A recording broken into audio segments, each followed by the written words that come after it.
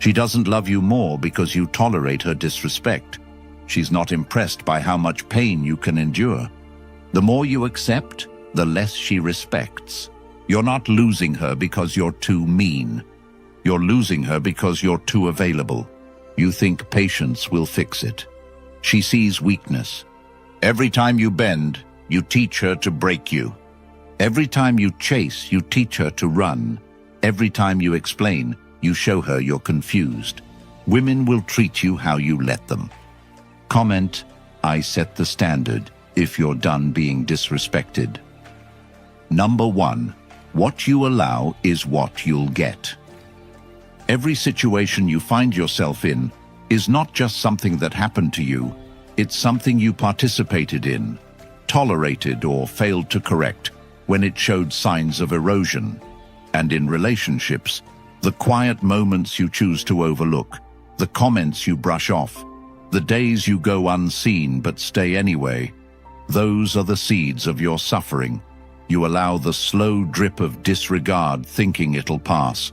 But what you're really doing is creating a system, a rhythm where you are optional, where your needs become negotiable, and your dignity gets discounted in exchange for temporary peace. And if you're honest, you know you've traded self-respect for attention, not because you don't know your worth, but because you're afraid the world won't see it unless someone else validates it.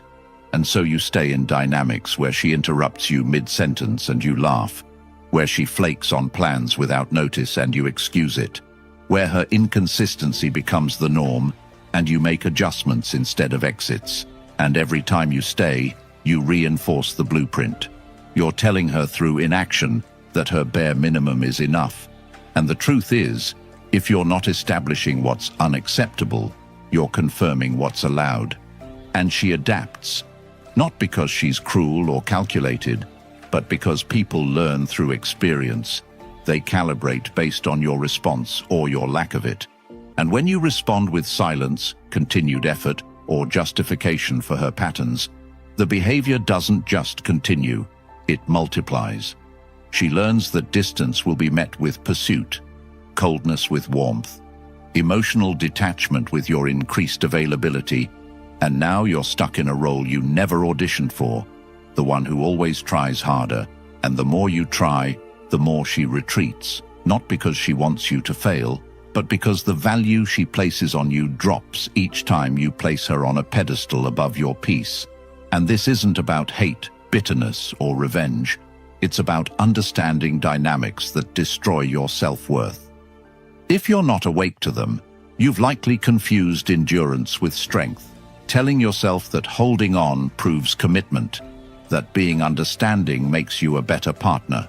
But what it often does is turn you into someone who no longer recognizes his own standards. And you know this when your gut twists in the middle of a conversation that you let slide again. When you replay moments in your head, thinking of all the things you should have said. When you feel like you're begging to be chosen despite showing up fully. And that's where the shift must happen, not in her behavior, but in your boundaries. Because what you allow is what you become complicit in. And the longer you delay that standard, the more your self-respect decays under the weight of unspoken expectations, because expectations don't correct behavior.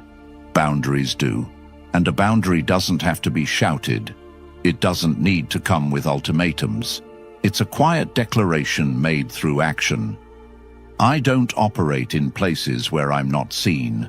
And that might mean not responding to a message that comes 3 days late. It might mean declining plans that only serve her convenience. It might mean not just walking away, but closing the door and locking it behind you without leaving it open for her return when she feels like it. And yes, it will feel uncomfortable, especially if your self-worth has been tied to fixing, proving, or pleasing. But discomfort is where new standards are born, where you reintroduce yourself not through force, but through clarity, where the version of you that knows peace is not something to beg for, but something to preserve emerges. And she will notice, maybe not immediately, but people always notice when access is cut off, when effort is no longer one-sided, when you go from being predictable to principled, And here's what happens next. The ones who valued you only for what you gave will drift, but the ones who respect you will rise. And that's not a threat. It's a filter, because the standard you uphold becomes the energy you attract, not because the universe aligns with your confidence, but because your energy repels situations that don't match your new identity. And that's what most don't understand about setting a standard. It's not about changing people. It's about changing the type of people you attract by refusing to make space for the ones who undervalue you. And it all starts the moment you stop tolerating what drains you, when you stop confusing her emotional chaos as passion, her passive aggressiveness as personality, her inconsistency as complexity, because you deserve to be in dynamics that are rooted in stability, not suspense in clarity, not confusion in effort, not excuses. But you'll never have that if you keep explaining your worth instead of enforcing it. And for those who think this means being harsh, closed off, or unloving, understand this. The most loving thing you can do for yourself and those around you is to define what you won't entertain. Because when your presence comes with peace, boundaries, and clarity, people either rise to meet it or reveal they never valued you to begin with. And both are blessings, but you'll never see them if you stay in dynamics that reward disrespect with your continued presence. And if you're tired of the same cycles, of feeling invisible, of wondering why your loyalty isn't reciprocated, the answer is not in trying harder. It's in allowing less, in removing your energy from places that only drain you, in standing firm when tested, in speaking less and enforcing more. Because if people only respect you when you're angry or distant, they never respected you. They feared your reaction, and you don't want fear, you want respect. And that starts the moment you decide you're done managing disrespect with hope, done pleading through patience, done negotiating with your peace, and finally ready to choose yourself without apology, because what you allow is not just what you get, it's what you become. And if you're becoming smaller, quieter, weaker to keep someone close, understand this. That connection isn't love. It's your fear disguised as a relationship. And now it's time to reclaim your role, to set a new rhythm, to show her, not tell her, who you are by what you no longer engage with. Because your time, energy, and love are currencies. And the moment you stop giving them to places that can't afford your value, your life begins to shift. Not because she changed, but because you did. And that change is the standard. And once you've made it, you never go back, because something in you wakes up, something steady, calm, and unshakable. And if that part of you is ready to rise, then now is the time to take it further. The Stoic relationship. Blueprint is not just a book, it's a blueprint for how to live, lead, and love without losing yourself. Built on timeless Stoic principles designed specifically for men who are done tolerating chaos and craving clarity, this book shows you exactly how to reclaim your power, set unbreakable standards, and build relationships that reflect your worth. And now, it's available in audiobook format, so you can listen to it while walking, training, clearing your mind, or taking back your focus. No more excuses. You don't have to wait to read it at home. You can carry this knowledge with you everywhere, whenever you need to be reminded of who you are and what you stand for. Once it's yours, it's always yours. Lifelong access to tools that shift how the world responds to you. Ask yourself, how much longer are you willing to tolerate what drains you? What would your life look like if you had a framework that made you unshakable? It's linked in the comments. Get it, own it, and start leading from your core. Number 2. Respect is set by standards, not words. You keep telling her what you expect. You keep repeating the same lines about respect and honesty and effort, thinking your words are enough to build the structure of a healthy relationship. But the reality is, the more you talk about what you want without showing it through action, the more invisible your voice becomes to her. She hears you, but she doesn't believe you, not because she's stubborn or blind, but because you haven't backed your words with any form of conviction. And the hard truth is that in this world, and especially in relationships, people don't respond to what you say. They respond to what you enforce. And if your words say one thing but your actions tell a different story, she will follow the message your behavior sends. So when you say you won't tolerate being lied to, but you stay the second she cries and apologizes, she learns that your boundaries bend under pressure. When you tell her you don't chase, but then double text and try to fix things every time she withdraws, you teach her that pulling away is how to gain control. And when you say you want mutual respect, but tolerate sarcasm disguised as jokes, backhanded compliments, being compared to others, or treated like an afterthought, you train her to treat you like an option, because your standard isn't in what you demand, it's in what you continue to accept. And the more you accept, the more the bar drops. And soon, you're living in a version of a relationship where your words carry no weight, your needs become background noise, and your time is consistently devalued. And still you think that maybe if you explain more, if you communicate better, if you're more understanding, she'll finally get it. But she already gets it. She understands perfectly. She's responding to the system you've built. A system where your consistency is predictable and her inconsistency is tolerated. And the longer you stay in that loop, the more you lose yourself in the performance of love without the presence of respect. And you can't build anything lasting where respect is not the foundation. And respect doesn't come from raising your voice, doesn't come from long monologues about what you deserve. It comes from walking away from anything that doesn't match your self-worth. And that's the part most can't do, because walking away means letting go of the illusion, of the potential, of the version of her you're still holding onto that might someday rise to meet your love. But love without respect is empty. And if you're not willing to enforce that truth, you'll be used up by someone who only knows how to take, because she doesn't respond to your kindness. She responds to your consequences, not because she's evil or broken, but because people naturally expand into the space you allow them. And if that space is unlimited access no matter the behavior, if it's guaranteed forgiveness after every betrayal, if it's emotional support without reciprocation, you become the emotional safety net for someone who isn't afraid to fall. And you carry the weight of a dynamic that was never mutual, and then wonder why you feel so drained, so unseen, so confused. It's because you've confused hope with a standard. And hoping someone will change is not a strategy. It's a slow erosion of your boundaries disguised as patience. And you can't teach someone to respect you by explaining why you're hurt.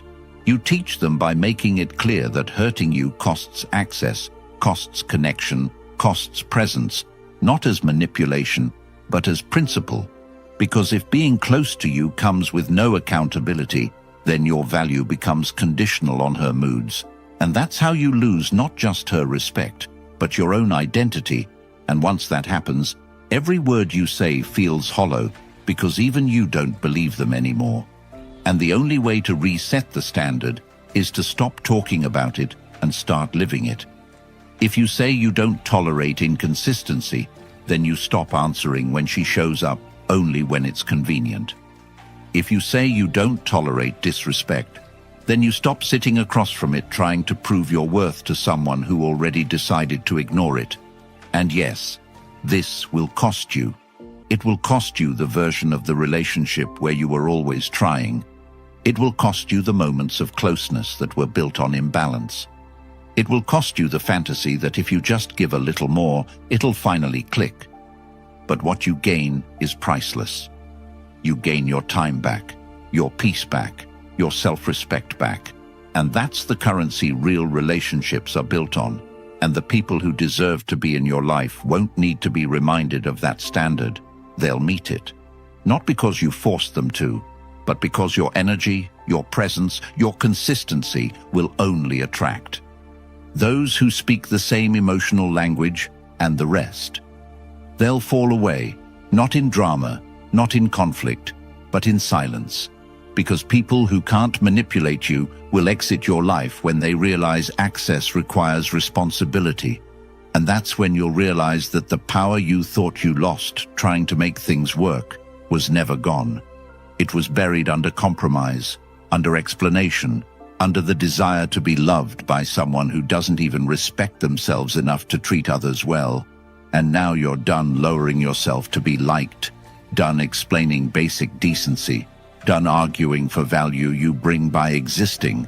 And that shift, that internal decision, that change in behavior, is how you reclaim your standard, not with words, but with detachment from anything that doesn't honor the values you live by, because in the end, your standard is your compass, and the relationships that survive are the ones that walk the same path.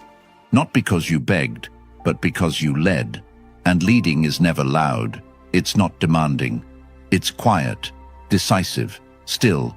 It's in the pause between disrespect and response. It's in the silence that follows when you don't show up for the game. It's in the refusal to keep teaching someone who refuses to learn. And that's when they feel the shift, not when you argue, not when you explain, but when your absence speaks the truth. Your presence used to cover up, because your words were loud but your standards weren't.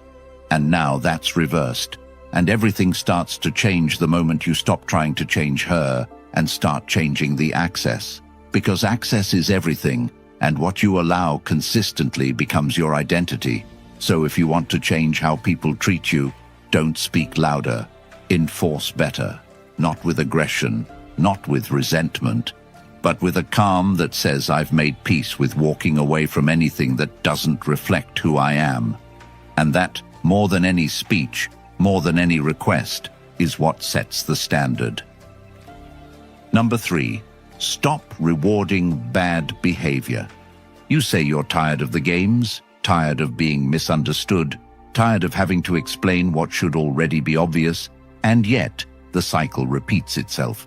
Not because she's some master manipulator, but because you never stopped playing along, and whether you want to admit it or not, she's not the only one responsible for the dysfunction. You're just as much a contributor every time you respond to disrespect with kindness, every time you validate emotional withdrawal with more effort, every time you confuse emotional chaos for passion, and then double down to try and fix what should have been walked away from. Because the ugly truth is this: when you comfort disrespect, you reward it. When you show up for someone who only reaches out when they need something, you train them to see you as a tool, not a partner. And when you allow inconsistency to be met with consistency, you become the safety net for someone who's never feared falling. And now you wonder why you're exhausted, why your needs feel like a burden, why your silence is never noticed until you start pulling away. And it's because you created a system where your presence is expected regardless of behavior. And the more you give without requirement, the more the value of your effort decreases in her eyes. Not because effort is unattractive, but because unearned effort sends a message. I don't need you to meet me halfway. I'll crawl the entire distance if I have to, and in doing so, you create a dangerous precedent. Because now she knows your standard bends, that she can offer less and still keep you close. That emotional distance will be met with your emotional labor, and so she never has to be accountable, never has to improve, never has to change, because you're doing all the work for both of you. And maybe deep down, you believe that if you love harder, if you stay longer, if you prove yourself enough, she'll finally wake up and see your value. But that's not how it works, because people don't fall in love with desperation. They fall in love with standards. And when you reward her coldness with warmth, her silence with attention, her distance with pursuit, you reverse the natural flow of respect and turn yourself into a doormat dressed like a savior. And I know you're tired of feeling like the only one trying, like you're carrying both your emotions and hers, like you're always the one who has to apologize, explain, rebuild. But the reason she keeps taking is because you keep giving with no conditions, no requirements, No pause to ask if she's even capable of giving back. And this is where the harsh lesson comes in. If access to you doesn't cost her anything, she'll never value it. And the only way to change that is to remove access where behavior doesn't match your standard, not as punishment, not to hurt her, but to protect yourself, to preserve your peace, to stop being the emotional punching bag for someone who treats you like an afterthought unless you're doing something for her. And maybe you're thinking, what if she changes when I leave? What if she finally becomes everything I hoped for? And the answer is simple. If she does, good. She can apply that growth to someone else. Because your healing isn't her reward, and you didn't endure disrespect to become the stepping stone for someone else's evolution. You deserve to be with someone who doesn't need to lose you to realize your worth. And you'll never experience that kind of dynamic if you keep giving chances to people who only apologize when consequences appear. Because apologies without change are just tactics, and change without consistency is just manipulation. And you're not here to be managed, you're here to be respected. And if she can't do that, let her go. Not with anger, not with resentment, but with certainty that you're no longer available for dynamics that drain you, for emotional roller coasters disguised as love, for one-sided effort that leaves you depleted while she thrives on your tolerance. And this shift doesn't happen through conversations. It happens through action, through not texting back when she ghosts you for days and resurfaces like nothing happened, through not being available when her interest suddenly spikes only after you stop giving, through refusing to explain why basic respect is a requirement, not a request. Because you're not here to teach someone how to treat you while being disrespected in the process. And if you are, then you're not looking for a partner. You're looking for someone to heal through. And that's a dangerous game, because no matter how patient, loving, or understanding you are, if she only responds when there's a threat of losing you, then she never valued you. She feared the consequences of your absence. And that's not the same as love. That's not the same as care. That's not what you deserve. And yes, setting this kind of boundary will make you feel alone at first, but you're not actually losing her. You're losing the version of you that tolerated being mistreated to feel loved. And what you gain in return is immeasurable. Peace, clarity, power. The kind that doesn't need to be loud or explained. The kind that simply refuses to entertain what no longer aligns with your growth. And the beauty of this shift is that you don't need to announce it. The way you stop showing up, stop responding, stop chasing, stop justifying will speak volumes. And those who truly care will rise. Those who never did will fall away. And both outcomes are in your favor, because your energy is not infinite. Your patience is not a weakness. Your love is not something to be thrown at people who can't even meet you halfway. And the minute you start acting like someone who actually deserves the things you keep asking for, you'll stop needing to beg for them, and she'll either adapt or disappear. And either way, you win. Number 4, respect starts with you. Most men aren't disrespected by accident. They're disrespected because they've made disrespect a comfortable experience for others. And what makes this truth hard to swallow is that it means looking in the mirror and asking the kind of questions that don't come with easy answers. Like, how many times have you stayed quiet just to keep her happy? How often have you said, "It's fine," when deep down it wasn't? How long have you been the one fixing everything while she sits back and does the bare minimum? Because this isn't about her being cruel. It's about you being willing to abandon yourself just to avoid rocking the boat. And the longer that goes on, the more you teach her that your standards are flexible, your time is optional, and your emotional well-being is negotiable. And that's not love. That's neglect you've learned to normalize, and it becomes your reality, not because you don't know better, but because you've been conditioned to see self-respect as arrogance and detachment as weakness, when in fact, they're the foundation of peace. And peace is not something you stumble into. It's something you create when you finally stop entertaining every situation that tests your patience, insults your intelligence, or drains your energy. And that shift starts internally, because most men live as if they're waiting for permission to lead their own lives. They wait for her to notice they're hurting, to suddenly start appreciating all the sacrifices, to apologize first, to take accountability, to start loving them the right way. But that's the trap. The illusion that you need someone else to change before you do.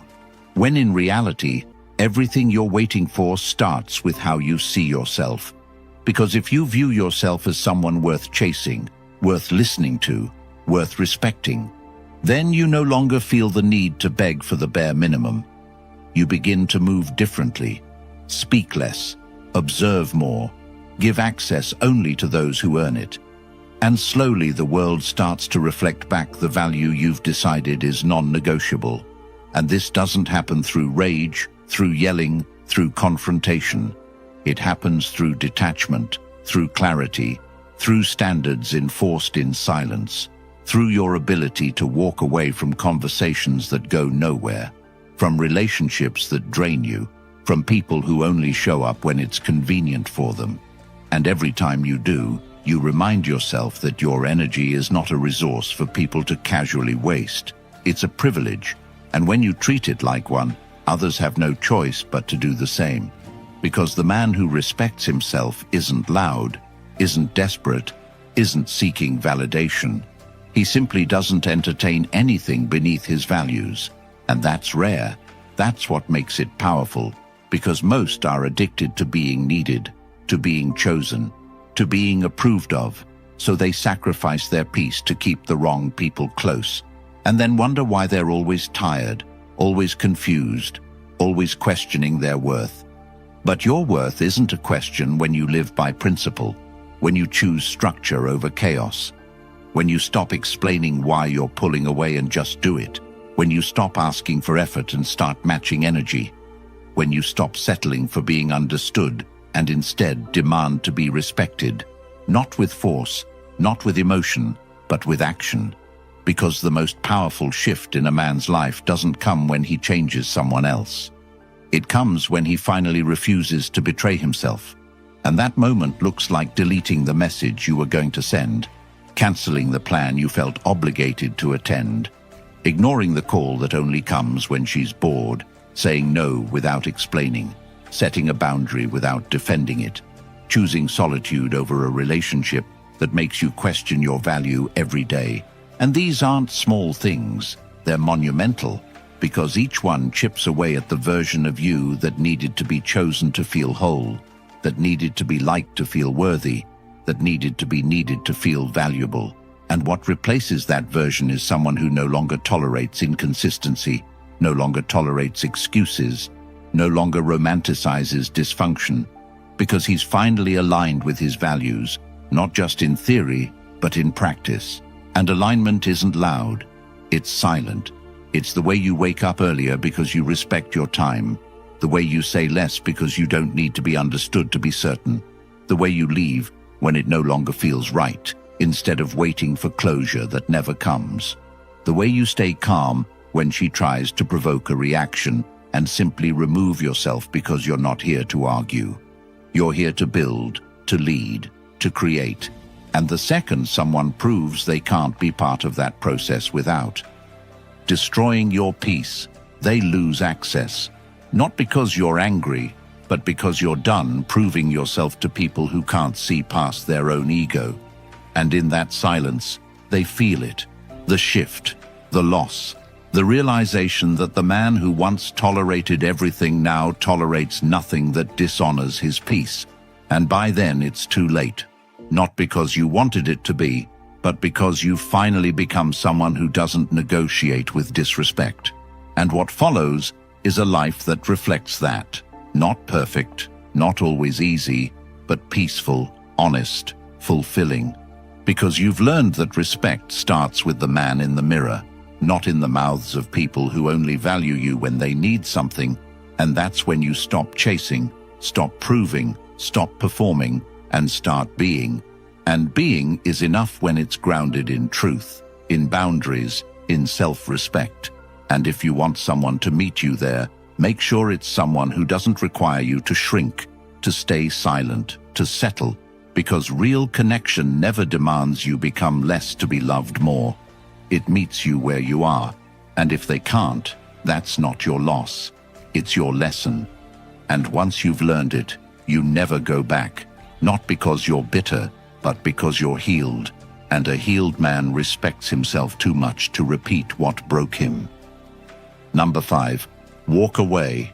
Power is everything. Walking away isn't about ego. It isn't about proving a point, and it isn't about making a scene. It's about protecting the version of yourself that you've spent too long sacrificing just to keep someone around who doesn't value it. And the hardest truth most avoid is that the fear of being alone is the exact reason they stay somewhere they know they're not respected, not prioritized, not even truly seen. And the moment that fear controls you, everything about you becomes negotiable. Your time, your energy, your identity, your principles, all of it gets compromised, one conversation at a time, one "it's okay" at a time, one ignored red flag at a time, and now you're left questioning why you don't feel like yourself anymore. But the answer is sitting in the reflection of all the times you wanted to walk but didn't, all the times you knew it wasn't right, but stayed anyway, all the times you gave more and got less, and convinced yourself love was about endurance when it was always supposed to be about alignment. And it never starts big. It starts small, with a little comment that crossed the line, with a moment where she looked at you like you were less, a passive dig at your worth that you laughed off, a pattern of withdrawal that became normal, and you didn't walk, not because you didn't notice, but because part of you thought staying would fix it, that staying would earn the love you weren't receiving, that if you just proved you were loyal enough, patient enough, kind enough, she'd finally see your worth and meet you there. And now here you are, emotionally broke, drained, disconnected from your own power, thinking something's wrong with you because every effort leads to more distance. Every expression of love gets taken for granted. Every boundary gets treated like a challenge. And what you haven't realized is that she doesn't respect you, not because she's incapable, but because you've shown her that her behavior has no consequences. And people rarely change in environments where there are no consequences.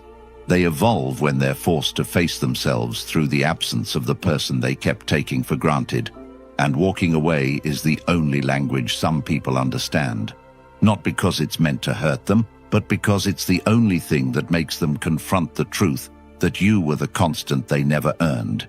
And this is where your strength is born, not in staying and enduring, but in leaving and reclaiming your identity, because the man who is willing to walk away is the man who is never controlled, never manipulated, never stuck in dynamics that destroy him slowly. And she knows it too. She knows when she can lose you and when she can't.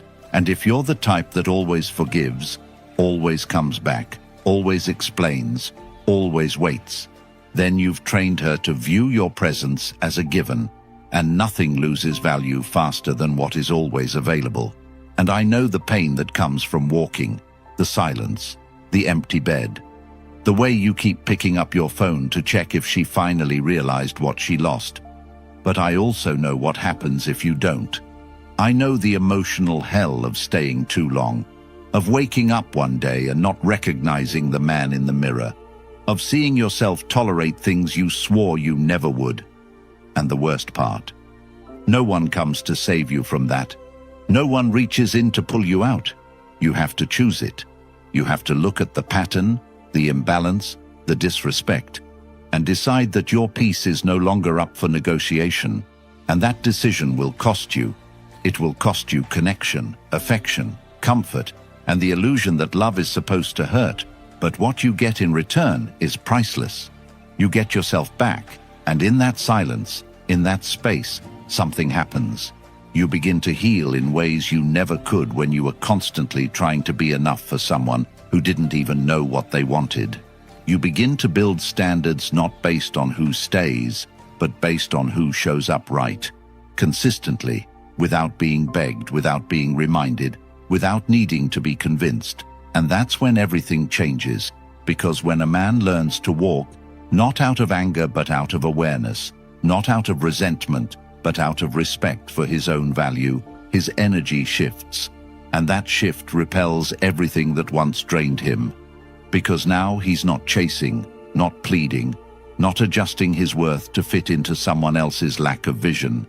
And she will notice, not when you leave in rage, but when you leave in silence, when your absence starts speaking louder than your explanations ever did, when she realizes that the man who once gave endlessly now gives to himself, and that's a power no one can take from you, because it's not loud, it's not dramatic, it's not meant to punish, it's meant to protect. And when you have that kind of power, you become rare, because most are too afraid to lose what they have, even if what they have is killing them. Most would rather stay broken than be alone. Most would rather chase closure from people who never cared than create peace through separation. And that's why so many are stuck, not because they don't know what to do, but because doing it requires letting go of who they were when they tolerated everything. And letting go of that version is terrifying, but it's also necessary, because everything you want, respect, connection, purpose, sits on the other side of your ability to let go of what insults your soul. And the longer you hold on to someone who disrespects your peace, the longer you delay the arrival of someone who would honor it. And that person might not even be another woman. It might be you, the you that exists when you finally stop asking for love in places that only offer pain. The you that thrives in solitude, that builds, that creates, that leads. And when you become that man, your life reflects it, not because everyone suddenly treats you better, but because you refuse to tolerate anything less. And that kind of life starts the moment you stop explaining why you're leaving and start walking without looking back. Not because you don't care, but because you finally do, about yourself. If you've made it this far, you already know, nobody's coming to save you. Society doesn't want you grounded. It doesn't want you strong, respected, or untouchable. It wants you agreeable, distracted, emotionally manipulated, and wasting years trying to please people who never respected you in the first place. But now you know the truth, and you either act or keep living the lie. The Stoic relationship blueprint is the reset you were never supposed to find. It's built for men ready to reclaim power, destroy weak patterns, and live by unbreakable standards rooted in timeless Stoic principles. And now, it's also an audiobook. No more excuses. You can listen while walking, driving, training, transforming. Once it's yours for life. This knowledge never leaves you. So if you're ready to live with standards that silence disrespect forever, comment, "I choose peace over chaos" below, like this video, and subscribe to help another man escape years of regret. The book is linked in the comments. Own it now, before the world tells you to forget everything you just learned.